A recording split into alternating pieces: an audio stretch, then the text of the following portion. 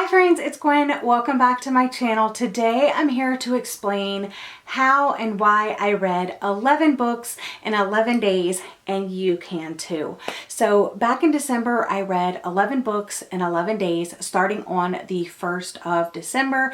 I was participating in a team challenge in my book club, and there were 11 reading prompts, and you could get points according to if you finished each prompt. And of course I was a team leader for the event, so I had to set the example. So my personal challenge to myself was to read a book every single day for 11 days so I could complete all of the reading prompts. So accomplished my goal. I was so proud of myself, and I know we talk a lot about how to read more and stuff like that, so I wanted to go ahead and share some tips with you. But first, let's go ahead and talk about quickly the 11 books that I read. So I have 10 physical books to show you, and I read one book through the Hoopla app. It's a graphic novel. It's Quiet Girl in a Noisy World. Is that what it's called? I should have probably looked this up. All right, let me look it up. Quiet Girl in a Noisy World by Debbie Tung, and you can see it right here on my phone, right there. I'll bring up a bigger cover of it if I can. Let's see. Well, so that's what that one looks like, and I really enjoyed this introvert story. I rated it 5 out of 5 stars. It is a totally black and white graphic novel. Like I said, I did read it on the Hoopla app, which is an app kind of like Libby, Overdrive, that type of thing. It's connected with your library card, but this one has many more graphic novels, comics, things like that, but they also have audiobooks, ebooks, things like that as well. So some libraries have this, some do not, but go ahead and check out if yours has it, because it's another way to check for books that you might want to be reading. So I read that. I absolutely loved it. I do want to get a physical copy. I rated it 5 out of 5 stars. It was just so relatable. The graphics were so cute, and I know that she has at least 2 more. She has one about marriage, and then she has one about book lovers. So I definitely want to pick up both of those as well. Now we'll jump into the physical books. I read both The Tourist Attraction and Mistletoe and Mr. Right by what's her name, Sarah Morgenthaler, and I enjoyed both of these. I liked this one a little bit more. I rated this one 5 out of 5 stars, and I rated this story 4 out of 5 stars. This one follows kind of these 2 girls. They go on a trip to Alaska, and the tourist attraction is the name of this diner that this one guy runs. It's the Tourist Trap is the actual name of the diner. So Graham is the guy that runs it, and what's the girl's name again? Zoe is the girl that goes there, and it's kind of a romance between them. And then in this one, we follow her friend that actually took her to Alaska in the first place. She's a little bit more type A, a little bit more high strung. She has a little bit more money than Zoe does. But this one, it's about Lana and Rick. So yeah, I liked this one a little bit more, but this is more I guess a little bit more holiday, but not necessarily holiday. But both these are really cute romance stories. I think the third one comes out in 2021. Not really sure. I need to double check on that, but yeah, I really enjoyed both of these. I also went ahead and read something short. So I read Animal Farm by George Orwell. This is a classic I've been wanting to reread for a while because I haven't read it in many years, and it's just been sitting over there on my shelf, so I decided to pick that up this month. I also read The 12 Dates of Christmas, and I really liked this one. This is by Jenny Bayliss, and I rated this one 3 out of 5 stars. It is set in Blexford, England, which I think is a fictional place, but it's right outside London, and it's about this one creative type person that signs up to go on 12 different dates leading up to Christmas. I think it's a date every other day, and yeah. So it's about that, and it's really cute. And I also read The Storied Life of A.J. Fikry, which is outside of my comfort zone, but so good. And it's about a bookshop. It's about this man's life, and when life throws you a curveball, this is your life kind of goes on a different path than you thought it probably would, but really liked this one. I also read In Holidays by Christina Lauren, which of course is a holiday story about a girl that goes to a cabin with her family every single year. Well, it's a woman goes to the cabin with her family every single year, and that particular year didn't turn out exactly how she was hoping, and when they leave, she kind of gets a Groundhog Day moment where she's able to kind of like relive and try to make that Christmas at the cabin like the perfect trip. So yeah, really liked that one. I also read A Little Princess, which is of course a classic. This is the Puffin and Bloom edition.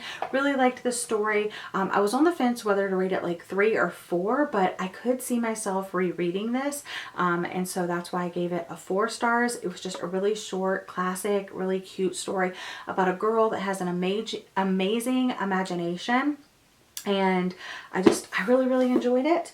And then kind of 3 chunkier books, I will say, that I read. The House in the Cerulean Sea by T.J. Klune. I'm sure you've been hearing everybody talk about this book.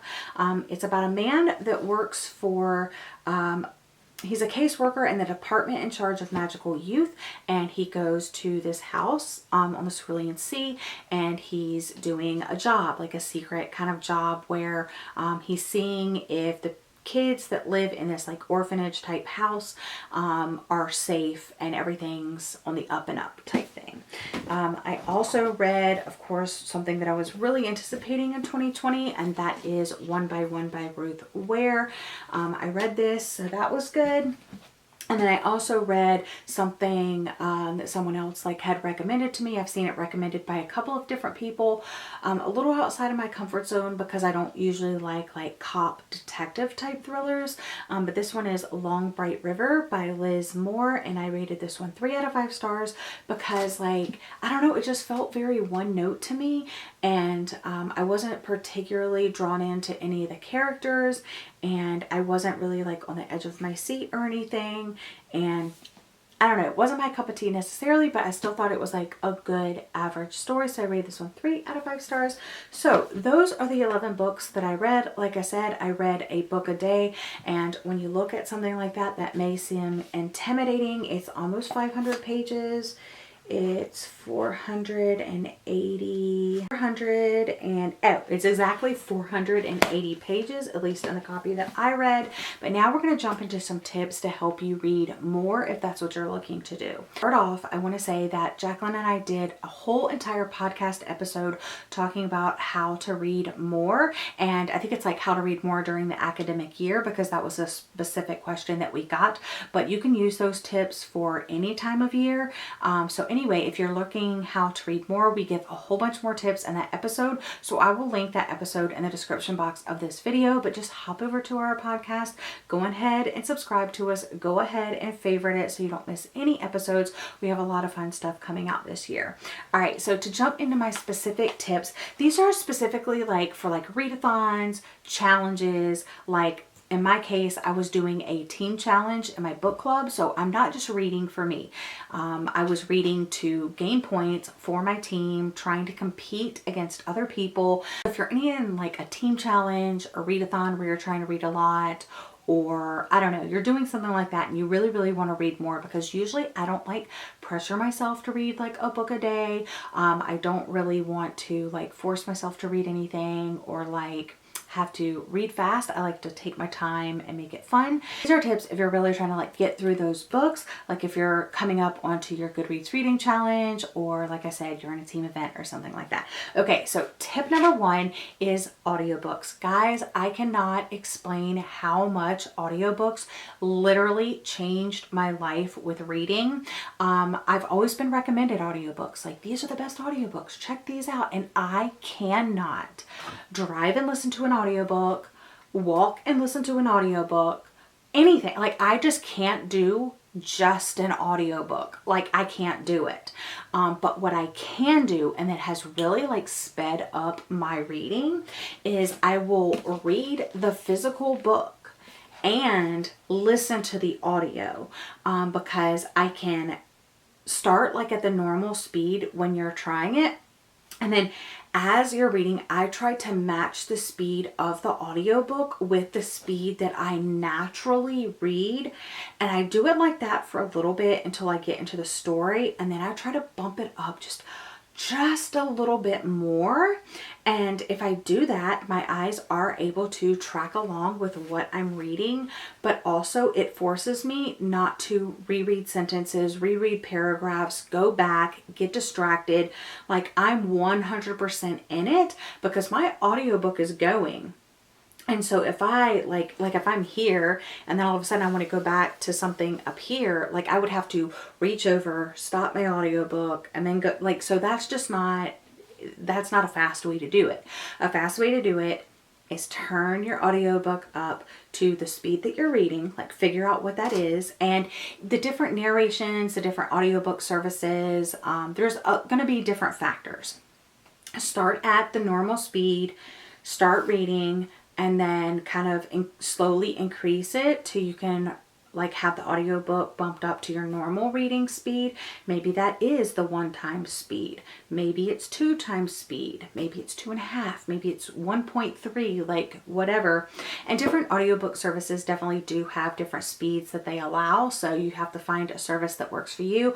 I like all of the audiobook services that I use. I have a Scribd link down for you in the description box that gives you 60 days, so 2 months for free audiobooks, and you can get quite a bit. It's not unlimited.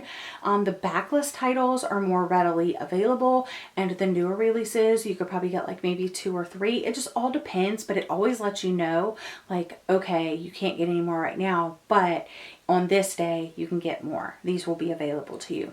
Second tip, especially if you're doing like a team challenge with other people, is the Forest app. I have talked about this before. We talked about it in that podcast episode, but I highly recommend it because you can use it like just for yourself to, it's kind of like taking time away from your phone when you could be endlessly scrolling through like Instagram or Twitter or just like on the internet or anything like that. And instead you it's basically like setting a productive timer on your phone. And in the meantime, you're growing these imaginary trees in this imaginary forest, and you earn these like virtual coins. And then when you spend those virtual coins in the app, it's actually, if you spend like so much, it's actually planting real trees in the real world. And you can go on the app and find out all about it. It is not a free app. I think it's like $1.99. But I literally use it like just for reading by myself. Like if I have found myself like scrolling on my phone a lot, I will turn on that and grow a tree or 2 depending on how long you set it for. I think the lowest is like half an hour and the max is 2 hours, but you can always like do multiple ones. I'll go ahead and try to show you that. I actually did it this morning. So the Forest app looks like this. So if you just click on my little app and then you bring up, so that was an hour. Oh, sorry. So the shortest time is 10 minutes and then you can go up to 2 hours. But basically like 2 different modes. There's the mode that's kind of like on the honor system. You set a timer and you get things done for an hour. And then there is the deep focus mode. The deep focus mode is if you mess with your phone during that hour, your tree is going to die. And if you're doing it like a group, you basically like a room code and you can share it with other people. And if they join your room and you mess with your phone, you kill everybody's trees. So I especially recommend that for like team challenges and stuff like that, to know that people are really, really reading and really not scrolling on their phone. Books and the Forest app, I think that would definitely change your game. But if you're looking for a few more tips, I have some for you. So the next tip is to just make reading a priority. When I read these 11 books in 11 days, I was not catching up on shows. I was not watching BookTube. I was not creating content. I was not, baking and doing crafts and going on long walks. Like I was literally reading. Any free time I had, I was reading. I wasn't watching my shows. I wasn't playing Animal Crossing. I literally stopped everything that I was doing to read. Whenever I would be watching a show or I would be playing Animal Crossing, I was reading. So cutting out the distractions and really focusing on your reading and making it the first thing that you do rather than the last thing you do at the end of the day makes a huge difference. Another tip, and I think it's especially helpful if you either already know how fast you read, or if you're using an audiobook, it will tell you how long it will take you to read a book. I knew, for example, that I was going to be reading Long Bright River, and at the speed that I was listening to it, I knew it was going to take me 5 hours to complete the entire book. So I knew I need to set aside 5 hours today. I could either break it up into chunks. I could read, you know, an hour, an hour, an hour, an hour, an hour. I could do like 2.5 hours and then 2.5 hours, or I could do like an hour, 2 hours, you know, 2 hours or something like that. I knew that it was going to take me 5 hours to read this book. And so, yeah, that's what I did. I was listening to it on audio. I knew it was going to take me 5 hours, and I busted it out. So I think if you either know like how long it takes you to read like a page, or you can even track it when you start, set a timer on your phone, read 10, 20, 30 pages, and then know, okay, it takes me 30 minutes to read 30 pages, and the book is, you know, 300 pages long. So you would know like how long it's going to take you to read it. So anyway, that's a tip. Definitely try to gauge like how long it's going to take you to read a book, so you know how much time you have to dedicate to reading it. That way, if you're able to get an hour in the morning, 2 hours in the afternoon, you know, you got 2 more hours at night to listen to it, and then the whole book will be done in one day. Got it? And my last tip that I'm going to share with you today is either have books set aside that you're really, really excited about, or the TBR that you definitely want to get through. Even if you start off, like say you want to read 5 books in 5 days, start with 5, but have a couple extras like set aside. Like maybe these are ones I want to get to if I get through these. And that's exactly what I did. I had a TBR set aside that I wanted to read these by the end of the year. And I knew I'm going to focus on these. I'm going to make these work. These are my priority. And then I also had prompts that helped me pick out the other books to read. So I also think that it's really helpful that if you have like a next up shelf, you can kind of choose what you're the most excited about, because of course, if you're the most excited about it, you're probably going to get through it a little bit faster.